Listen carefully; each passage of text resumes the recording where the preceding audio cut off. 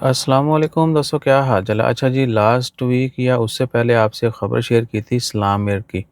कुछ तो टिकट्स के हवाले से उनकी ऑफ़र हैं।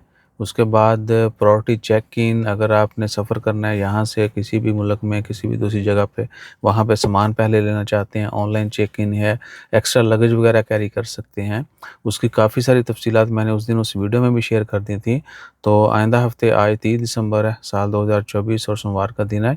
नेक्स्ट वीक से यानी 2025 के स्टार्ट में जो है, जनवरी में ही पहले हफ़्ते में एक्सप्रेस बैग जो है उसकी फ़ीसेज़ मैंने उस दिन भी आपको बोला था कि फ़ीस का ऐलान नहीं किया गया। अगर आपको यहाँ पे आपने ओमान से पाकिस्तान जाना है, पाकिस्तान में आप कहते हैं कि जी मुझे सामान सबसे पहले मिले, तो एक्सप्रेस बैग के नाम से सर्विस है, उसके 1.90 रियाल, ठीक है, वैट मिला के चलो 2 ही कह लो, सीधे-सीधे या राउंड फिगर में 2 रियाल जी आपसे वो एक्स्ट्रा चार्ज करेंगे, आपको आपका सामान पाकिस्तान में सबसे पहले मिलेगा।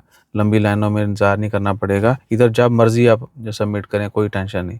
ये नहीं कि इधर भी पहले आके जमा या लास्ट में, नहीं। आपने सामान अगर एक्सप्रेस बैग जो है वो सेलेक्ट किया ऑप्शन टिकट बुकिंग में, तो आप यहाँ पे जब मर्ज़ी जाके दे दें सामान, आपका सामान वहाँ पे आपको पहले ही मिलेगा। ठीक है जी, 1.96 इसकी फ़ीस है। और उसके बाद आ जाएँ प्रायोरिटी चेक इन, ठीक है। Want to take more than 5 KG on the plane, आप रेगुलर जो आपको 7 केजी होता है उससे भी ज़्यादा आप सामान लेके जाना चाहते हैं, 10 केजी भी एक्स्ट्रा आपको प्लेन में हैंड कैरी करने की इजाज़त है, उसकी फ़ीस होगी 4 यानी 5 रियाल आपको एक्सेस बैग जो है वो मिलेगा। 5 टू 10 केजी आप एक्सेस कर सकते हैं। और ये लाइट फेयर, इनके 3 टाइप के फेयर हैं, लाइट, इकॉनमी लाइट और लाइट में भी आप हैंड कैरी ज़्यादा कर सकते हैं। एक इकॉनमी लाइट, फिर प्रीमियम। तो उसमें क्या है कि आप जो है 5 केजी से 10 केजी तक जो है एक्स्ट्रा लगेज भी बुक कर सकते हैं। और ये ऑफ़र स्टार्ट होगी 2 जनवरी 2025 से ऑनवर्ड। उसके बाद टिकट के फेयर जो हैं, ओवरऑल पाकिस्तान के लिए जो इस्लाम एयर की फ़्लाइट्स हैं भैया, उनके प्राइसेस काफ़ी बढ़ गई हैं, ठीक है ना। हम मुल्तान की, लाहौर की चेक कर रहे थे तो 30-30 रियाल का, 40-40 का डिफरेंस आ चुका है।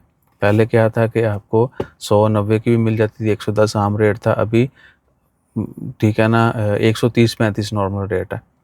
और अगर एडवांस पहले बुक करते थे ईद वगैरह की, तो आपको सस्ती मिल जाती थी नॉर्मल रेट में। अब इनको भी पता है कि ईदें जो हैं वो इस डेट्स को आ रही हैं, क्योंकि छोटी ईद जो है वो मैं चेक कर रहा था किसी के लिए, वो पड़ रही थी पाकिस्तान की आम दिनों में, अभी फ़्लैट अगर 125 की है तो वो 160 की, क्योंकि उन दिनों ईद जो है वो एक्सपेक्टेड है मार्च 31 को या 1 अप्रैल को, क्योंकि 1 मार्च से जो है इंशाल्लाह ताला खैर रमज़ान शरीफ की का आगाज़ होगा।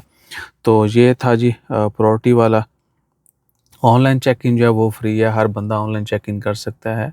उस पे वहाँ पे जाके लंबी लाइन में जो है ना वो आपको वेट नहीं करना पड़ेगा।